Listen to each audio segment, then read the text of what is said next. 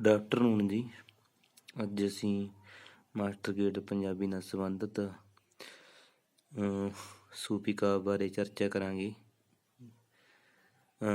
ਜੇਕਰ ਆਪਾਂ ਸੂਫੀ ਕਾਵਿ ਦੀ ਗੱਲ ਕਰੀਏ ਤਾਂ ਸੂਫੀ ਕਾਵਿ ਦਾ ਜਿਹੜਾ ਜਨਮ ਦਾ ਹੋਇਆ ਗਾ ਉਹ ਅਰਬੀ ਈਰਾਨ ਇਰਾਕ ਇਲਾਕਿਆਂ ਵਿੱਚ ਹੋਇਆ ਗਾ।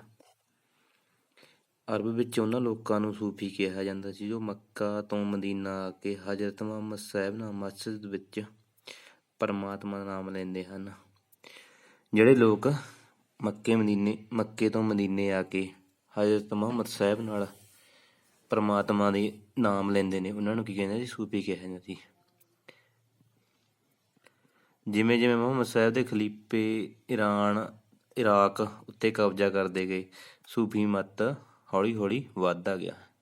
ਸਿੱਧੀ ਜਿਹੀ ਗੱਲ ਹੈ, ਜਿਵੇਂ ਜੀ ਆਪਣੇ ਬਾਬਰ ਨੇ ਹਮਲਾ ਕਰਿਆ ਸੀ, ਆਪਣੇ ਇਸਲਾਮ ਵੱਧਦਾ ਗਿਆ, ਉਸੇ ਤਰ੍ਹਾਂ ਮੁਹੰਮਦ ਸਾਹਿਬ ਦੇ ਖਲੀਫਿਆਂ ਦੇ ਈਰਾਨ ਤੇ ਇਰਾਕ ਉੱਤੇ ਕਬਜ਼ਾ ਕਰਨ ਦੇ ਨਾਲ ਸੂਫੀ ਮਤ ਵੱਧਦਾ ਗਿਆ। ਸੂਫੀ ਮਤ ਦਾ ਵਿਕਾਸ ਜਿਹੜਾ ਜੀ ਉਹ 8ਵੀਂ ਸਦੀ ਤੋਂ 15ਵੀਂ ਸਦੀ ਤੱਕ ਇਸਲਾਮੀ ਦੇਸ਼ਾਂ ਵਿੱਚ ਹੋ ਗਿਆ। ਵਿਦਵਾਨ ਬਾਕੇ ਬਿਹਾਰੀ ਅਨੁਸਾਰ ਜਿਹੜਾ ਸੂਫੀ ਮਤ ਦੀ ਕੋਈ ਨਿਸ਼ਚਿਤ ਜਨਮ ਤਰੀਕ ਨੇ ਇਹ ਵੀ ਦੱਸਣਾ ਔਖਾ ਹੀ ਆ, ਵੀ ਪਤਾ ਨਹੀਂ ਲੱਗਦਾ ਵੀ ਕਦੋਂ ਇਹੀ ਸਥਾਪਨਾ ਹੋਈ ਹੈ। ਪਰ ਕੁਰਾਨ ਸ਼ਰੀਫ ਦੀ ਸਥਾਪਨਾ ਤੋਂ ਪਹਿਲਾਂ ਇਹ ਹੋਂਦ ਵਿੱਚ ਆ ਚੁੱਕਾ ਸੀ। ਅੱਗੇ ਆ ਗਏ ਜੀ ਵਿਦਵਾਨ ਅਬੂ ਹਾਸਮ ਨੇ ਜਦੋਂ ਆਪਣੇ ਵਿਚਾਰਾਂ ਨੂੰ, ਜਿਹੜੇ ਉਹਨਾਂ ਦੇ ਧਾਰਮਿਕ ਵਿਚਾਰ ਸੀ, ਅਧਿਆਤਮਿਕ ਵਿਚਾਰ ਨੂੰ ਲੋਕਾਂ ਸਾਹਮਣੇ ਪੇਸ਼ ਕੀਤਾ ਤਾਂ ਉਸ ਲੋਕਾਂ ਨੇ ਸੂਫੀ ਕਿਹਾ। ਵੀ ਉਹਨੂੰ ਲੋਕਾਂ ਨੇ ਕੀ ਕਹਿਤਾ? ਸੂਫੀ ਹੈ, ਵੀ ਇਹ ਸੂਫੀ ਲੋਕ ਹੈਗਾ। ਇਹ ਗੱਲ ਹਜ਼ਰਤ ਮੁਹੰਮਦ ਸਾਹਿਬ ਦੀ ਮੌਤ ਤੋਂ 1.5 ਸਾਲ ਬਾਅਦ ਦੀ ਆ। ਜਦੋਂ ਉਹਨੇ ਅਬੂ ਹਾਸਮ ਨੇ ਵਿਚਾਰ ਦਿੱਤੇ ਸੀ ਤਾਂ ਉਹਨਾਂ ਨੇ 150 ਸਾਲ ਬਾਅਦ ਇਹ ਵਿਚਾਰ ਦਿੱਤੇ ਸੀ, ਤਾਂ ਲੋਕਾਂ ਨੇ ਉਹਨੂੰ ਕੀ ਕਹਿਤਾ ਸੀ? ਸੂਫੀ ਕਹਿਤਾ ਸੀ। ਅੱਗੇ ਆਪਾਂ ਸੂਫੀ ਸ਼ਬਦ ਬਾਰੇ ਪੜਾਂਗੇ।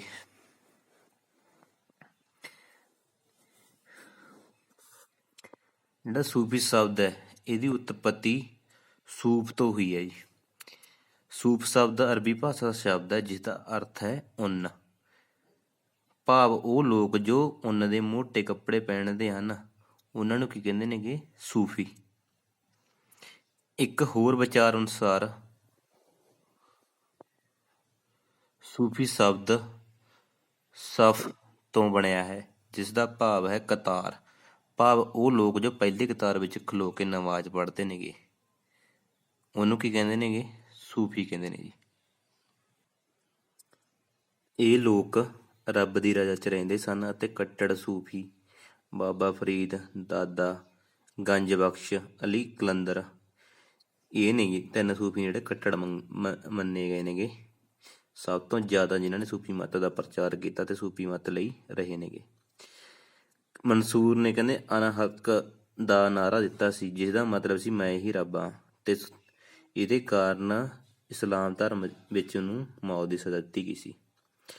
ਅੱਗੇ ਸੂਫੀ ਮਤ ਦੇ ਨੇ ਪਰਮਾਤਮਾ ਦੀ ਪ੍ਰਾਪਤੀ ਦੇ ਪੜਾਅ ਦੱਸੇ ਨੇ ਵੀ ਪਰਮਾਤਮਾ ਦੀ ਪ੍ਰਾਪਤੀ ਕਿਹਨਾਂ ਕਾਰਨਾਂ ਕਰਕੇ ਹੋ ਸਕਦੀ ਹੈ। ਪਹਿਲਾ ਹੈਗਾ ਜੀ ਸ਼ਰੀਅਤ। ਇਹਦਾ ਸ਼ਰੀਅਤ ਦਾ ਮਤਲਬ ਹੈ ਜੀ ਇਹ ਪਹਿਲਾ ਪੜਾਅ ਹੈਗਾ ਜਿਹੜਾ ਸੂਫੀ ਮਤ ਦਾ, ਵੀ ਕਲਮੇ ਉੱਤੇ ਯਕੀਨ ਰੱਖੋ, ਵੀ ਮਤਲਬ ਕਿ ਧਰਮ ਉੱਤੇ ਯਕੀਨ ਰੱਖੋ।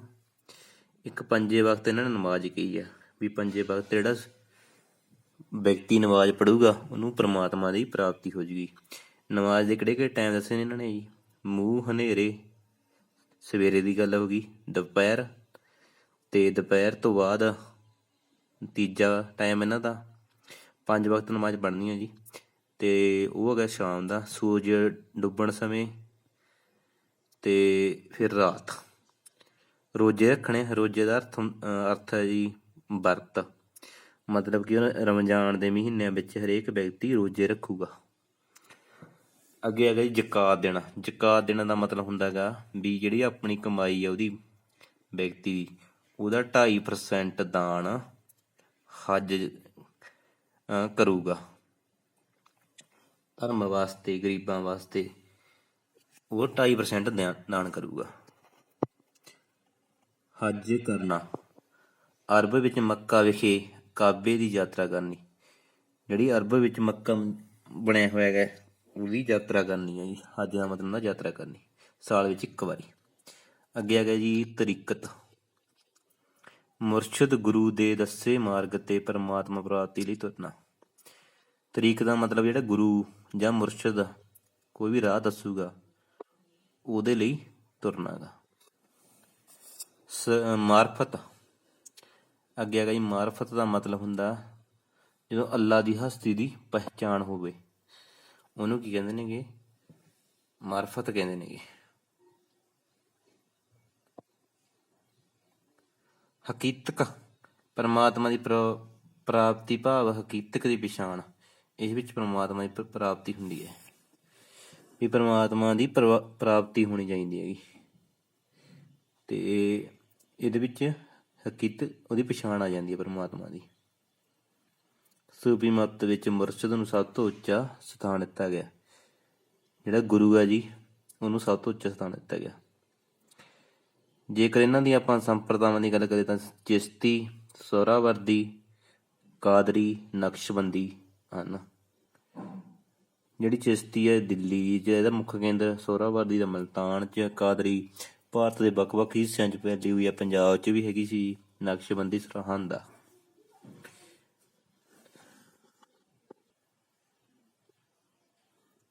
ਭਾਰਤ ਵਿੱਚ ਆਉਣ ਵਾਲਾ ਪਹਿਲਾ ਸੂਫੀ ਹਜ਼ਰਤ ਅਲੀ ਬਿਨ ਉਸਮਾਨ ਅਲ ਹੁਜਵੇਰੀ ਸੀ, ਜਿਹੜਾ ਸਭ ਤੋਂ ਪਹਿਲਾਂ ਭਾਰਤ ਵਿੱਚ ਆਇਆ ਸੀ।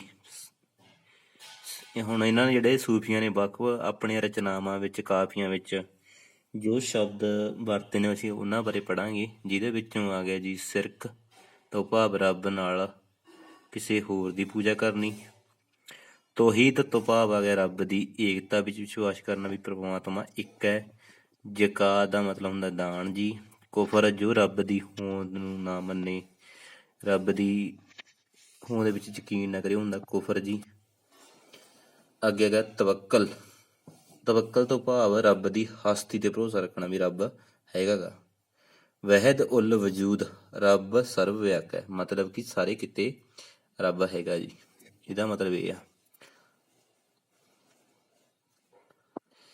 ਹਜ਼ਰਤ ਮੁਹੰਮਦ ਸਾਹਿਬ ਤੋਂ ਮਗਰੋਂ ਪਹਿਲੇ ਖਲੀਫਾ ਬਣੇ ਸੀ ਉਹ ਸੀਗੇ ਜੀ ਹਜ਼ਰਤ ਅਬੂ ਬਕਰ ਸਦੀਕ।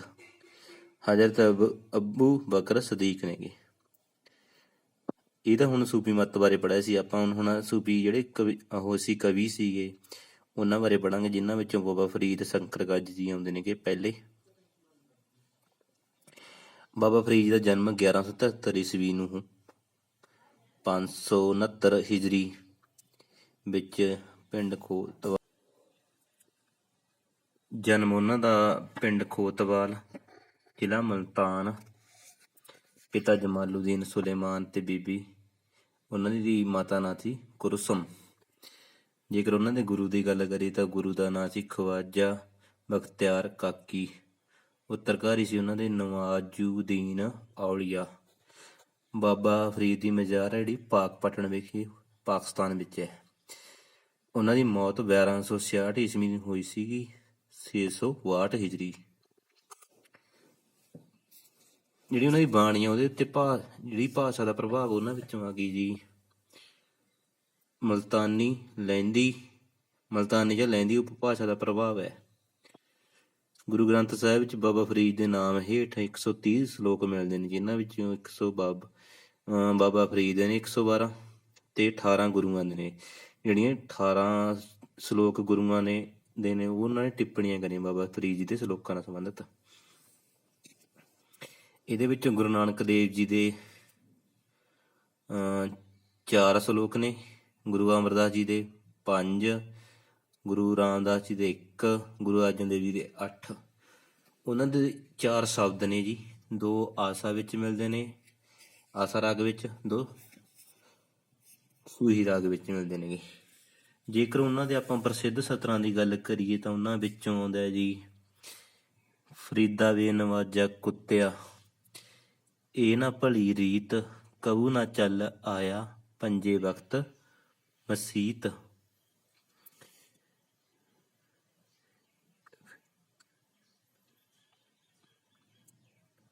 ਬੁੱਢਾ ਹੋਇਆ ਸੇਖ ਫਰੀਦ ਕੰਬਣ ਲੱਗੀ ਦੇ, ਜਿਉਂ ਸਿਉ ਵਰਿਆ ਜੀਵਨ ਵੀ ਤਨ ਹੋਸੀ ਖੇ।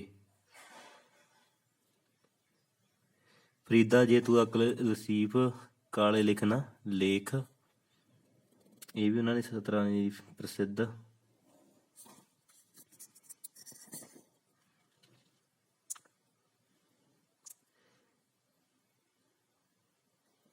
ਅੱਗੇ ਆਪਾਂ ਜੀ ਪੜ੍ਹਦੇ ਹਾਂ ਜੀ ਹੁਣ ਸ਼ਾਹ ਹੁਸੈਨ ਬਾਰੇ।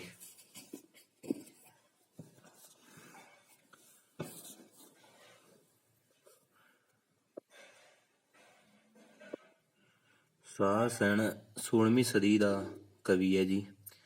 ਉਹਦਾ ਜਨਮ 1539 ਈਸਵੀ ਨੂੰ ਲਾਹੌਰ ਵਿਖੇ ਪਿਤਾ ਉਸਮਾਨ ਢੱਡੇ ਜੁਲਾਹੇ ਦਾ ਕੰਮ ਕਰਦੇ ਸਨ, ਉਹਨਾਂ ਦੇ ਘਰ ਵਿਖੇ ਹੋਇਆ।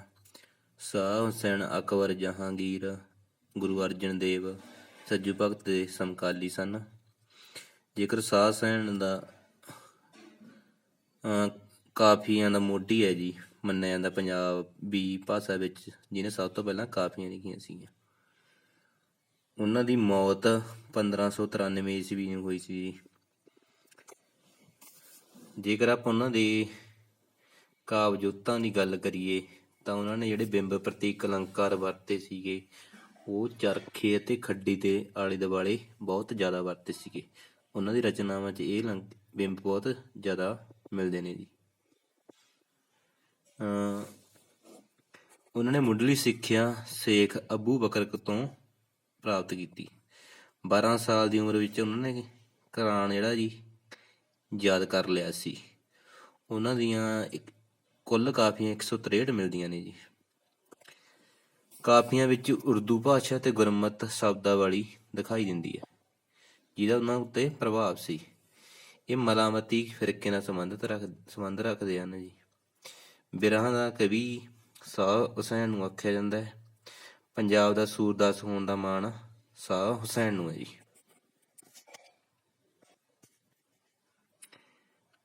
ਪ੍ਰਭੂ ਨਾਲ ਮਿਲਾਪ ਲਈ ਪ੍ਰੇਮੀ ਪ੍ਰੇਮਿਕਾ ਦਾ ਬਿੰਬ ਸਭ ਤੋਂ ਪਹਿਲਾਂ ਇਹਨਾਂ ਨੇ ਵਰਤਿਆ ਸੀਗਾ। ਇਹਨਾਂ ਨੂੰ ਮਾਧੋ ਲਾਲ ਨਾਮਕ ਮੁੰਡੇ ਨਾਲ ਇਹਨਾਂ ਦਾ ਇਸ਼ਕ ਸੀ, ਇਹਨਾਂ ਦਾ ਪ੍ਰੇਮ ਸੀ, ਜਿਸ ਕਰਕੇ ਇਹਨਾਂ ਨੂੰ ਮਾਧੋ ਲਾਲ ਹੁਸੈਨ ਵੀ ਕਿਹਾ ਜਾਂਦਾ ਸੀ। ਇੱਕ ਵਿਚਾਰ ਅਨੁਸਾਰ ਇਹ ਲਾਲ ਰੰਗ ਦੇ ਕੱਪੜੇ ਪਹਿਨਦੇ ਨੇ, ਜਿਸ ਕਰਕੇ ਇਹਨਾਂ ਨੂੰ